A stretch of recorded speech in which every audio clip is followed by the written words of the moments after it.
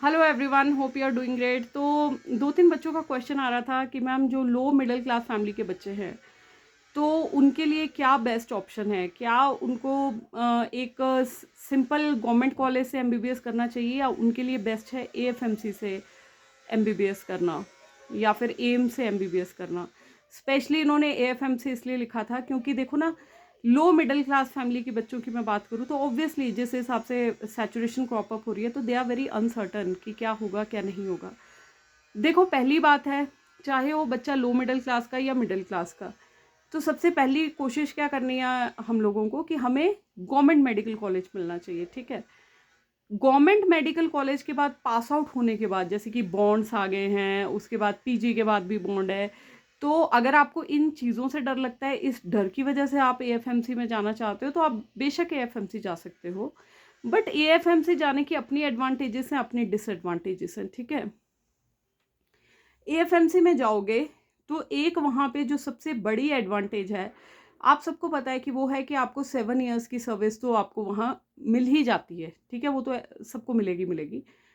और जो एसएससी जिसको हम कहते हैं, शॉर्ट सर्विस कमीशन, ठीक है, ये जैसे ही आप पास आउट होते हैं एएफएमसी से, इनफैक्ट एएफएमसी के इंटर्नशिप जब आप फाइनल ईयर कंप्लीट कर लोगे तो जब आप इंटर्नशिप में आते हैं तभी आपको जो सैलरी पैकेज है वो 1 लाख प्लस है।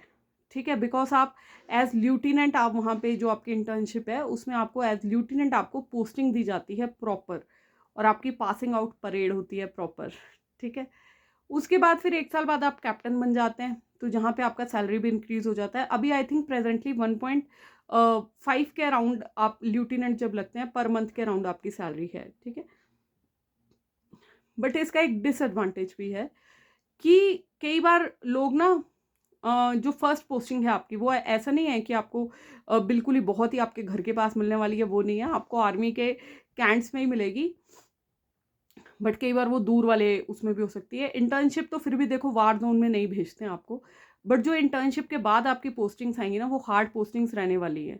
तो जिन लोगों को एक एएफएमएस पे मैंने पहले भी वीडियो बनाई है, उसमें मैंने बहुत सारे ग्राउंड रियलिटी पे बात की है, तो वहाँ पे आप जाके उसमें देख सकते हैं। मैं सेम बातें रिपीट करूँगी तो मैं भी बोर हो जाती हूँ। ठीक है, तो उसके बाद जब आप कैप्टन की पोस्ट पे आते हो, उसके फिर आप सर्व करते हो, फिर आफ्टर 3 ईयर्स आप मेजर बनते हो। मेजर के after serving as major for 7 years आप फिर लेफ्टिनेंट कर्नल बनोगे, फिर उसके बाद कर्नल बनते हो, फिर आगे जाके ब्रिगेडियर बनते हो। ये प्रमोशन चैनल रहता है और इसमें आपको बहुत सारा मतलब फ़ायदा रहता है। ठीक है, तो लो मिडिल क्लास फैमिली के बच्चों के लिए डेफिनेटली बहुत अच्छी चॉइस है। थोड़ा सा इसमें टेंशन भी रहता है कि यार जब आपकी पोस्टिंग फार ऑफ या वार वाले एरियाज में हो जाती है, दो ये भी है कि जो मेडिकल ऑफिसर्स हैं इनको डायरेक्ट ऐसा नहीं होता है कि वार फ्रंट पे भेज दिया जाता है, तो इनका हमेशा बेस कैंप रहता है। तो बिकॉज इनको तो जो सोल्जर्स घायल हुए हैं उनका टाइमली ट्रीटमेंट देना है, बट यस जहाँ पे शेलिंग वगैरह होती है वहाँ पे आप लोगों की भी पोस्टिंग रहती है, दो बिल्कुल फ्रंट पे नहीं हो गया बट स्टिल आपको वो आवाज़ें वगैरह and you can feel that कि यार सामने वाली पहाड़ी वाले बंदा शेलिंग कर रहा है तो हमें दिख रहा है। तो ऐसी टाइप की चीज़ें हैं। कश्मीर में पोस्टिंग्स आती हैं इनिशियली आपकी, सियाचिन की पोस्टिंग्स रहती हैं। ठीक है, तो आफ्टर 7 ईयर्स जब आप, मतलब ये है कि एसएससी में अगर जब आपने रिटायर होना है तो आप मेजर तो बन के ही निकलोगे।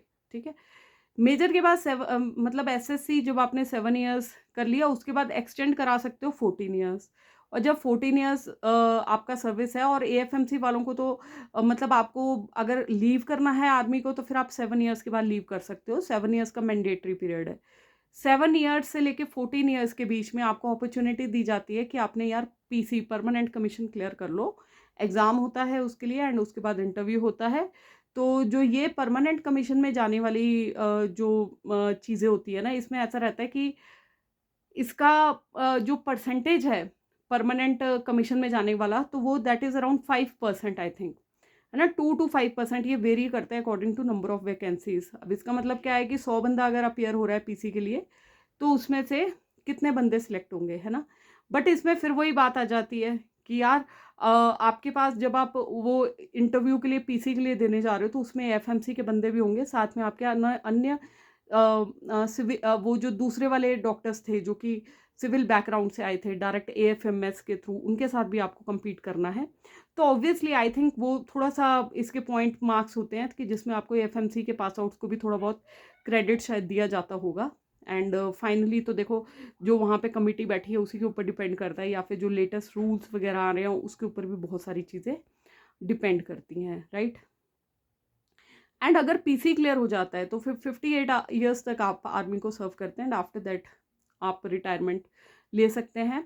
मतलब आप रिटायर होते हैं। अगर आपको वॉलंटरली रिटायर होना है, रिटायरमेंट के लिए आप अप्लाई कर सकते हैं after 20 years of service. And 20 years of service के बाद अगर वॉलंटरली ले रहे हो तो उसमें भी आपको पेंशन मिलती है, ये एक बहुत ही बड़ा बेनिफिट है। प्लस आपको सारा सीजीएचएस, तो आपके इसका बेनिफिट मिलता है हेल्थ फैसिलिटी का, कैशलेस भी हेल्थ फैसिलिटी आपको वो प्रोवाइड करते हैं, जो आपके कार्ड्स वगैरह होते हैं उसके थ्रू, है ना। आपके डिपेंडेंट्स जो होते हैं उनको फ्री ट्रीटमेंट रहता है, तो ये मेजर एडवांटेजेस हैं। तो अगर बात करें तो जिसको थ्रिल चाहिए, एडवेंचर चाहिए, तो उसके लिए बहुत ही अच्छा ऑप्शन है ये, तो आप जा सकते हैं उसमें। ठीक है, बाकी तो देखो हाँ, इसमें एक श्योरिटी है आपको जॉब की, बट ठीक है, गवर्नमेंट कॉलेज से भी करते हो तो उसके बाद आपको थोड़ा फाइट करना पड़ेगा कमीशन के लिए।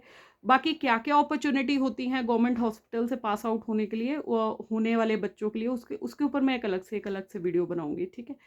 बाकी होप आपको कुछ क्लैरिटी मिली हो, कहाँ जाना है कहाँ नहीं जाना है। जहाँ भी जाना है अपना सोच समझ के डिसाइड करना कि जाना है नहीं जाना है। बाकी भगवान सबका भला करे। हर हर महादेव, जय Shri Ram. Good luck everyone.